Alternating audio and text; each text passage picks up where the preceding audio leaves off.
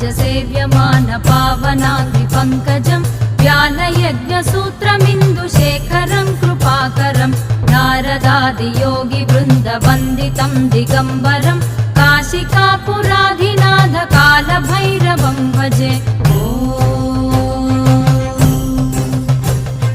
भानुकोटिभास्वरं भवाब्धितारकं परं नीलकण्ठमीप्सितार्थदायकं त्रिलोचनं कालकालमम्बुजाक्षमक्षशूलमक्षरं काशिकापुराधिनाथ कालभैरवं भजे।